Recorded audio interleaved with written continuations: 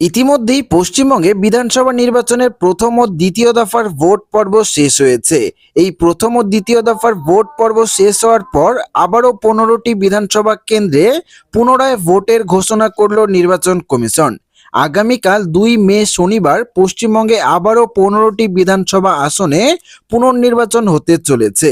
তো বন্ধুরা, আগামীকাল পশ্চিমবঙ্গের কোন 15টি আসনে ভোট হতে চলেছে এবং নির্বাচন কমিশন কেন এই কড়া সিদ্ধান্ত নিয়েছে, সম্পূর্ণ লিস্ট ও সম্পূর্ণ বিস্তারিত তথ্য আপনাদেরকে জানিয়ে দেব এই ভিডিওটিতে।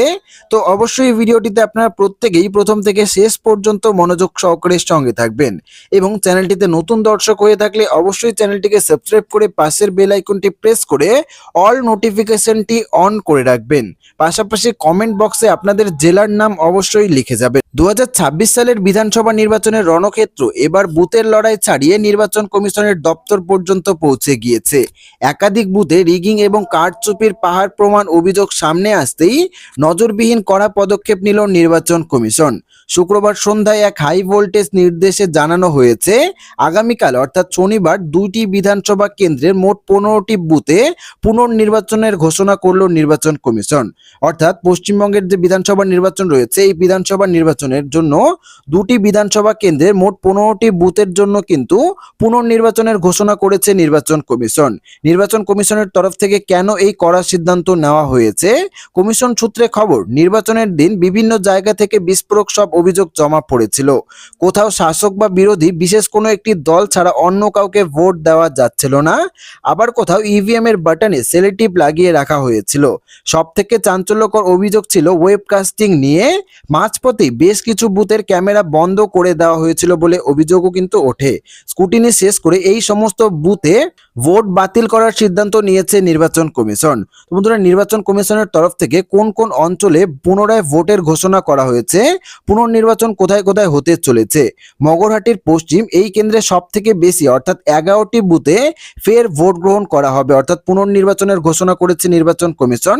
মগরহাটিতে সব থেকে বেশি 11টি বুথে ফের পুনর্নির্বাচন হতে চলেছে। পাশাপাশি ডায়মন্ড হারবারে হাই ভোল্টেজ এই কেন্দ্রে 4টি বুথে আগামীকাল কিন্তু পুনর্নির্বাচন হতে চলেছে। অর্থাৎ মগরহাটি এবং ডায়মন্ড হারবার এই দুটি কেন্দ্রেই কিন্তু 11টি এবং 4টি বুথের মধ্যে অর্থাৎ 15টি বুথে কিন্তু পুনরায় ভোটের ঘোষণা করলো নির্বাচন কমিশন। ডায়মন্ড হারবার ও মগরহাটি নিয়ে সিদ্ধান্ত হলেও ফলতা নিয়ে কিন্তু এখনো ধোঁয়াশা বজায় রেখেছে নির্বাচন কমিশন। ফলতার 30টি বুথে পুনর্নির্বাচনের দাবি জানিয়ে ইতিমধ্যেই কিন্তু রিপোর্ট জমা পড়েছে নির্বাচন কমিশনের টেবিলে। তবে সেই কেন্দ্রগুলির জন্য আলাদা কোনো তালিকা আজ রাতেই প্রকাশ করা হয় কিনা সেদিকেই নজর রেখেছে রাজনৈতিক মহল। তো এখনো পর্যন্ত কিন্তু ফলতার যে 30টি বুথ রয়েছে, সেই 30টি বুথের জন্য পুনর্নির্বাচনের কোনো নোটিশ জারি করা হয়নি নির্বাচন কমিশনের তরফ থেকে। তবে ডায়মন্ড হারবার এবং মগরাহাটের এই 15টি বুথে কিন্তু পুনরায় ভোটের ঘোষণা করেছে নির্বাচন কমিশন এবং এই ভোট কিন্তু আগামীকাল শনিবার 2 মে হতে চলেছে। আগামীকাল সকাল থেকে এই 15টি বুথে কড়া কেন্দ্রীয় বাহিনী এবং সিসিটিভির নজরদারিতে ফের শুরু হতে চলেছে ভোট।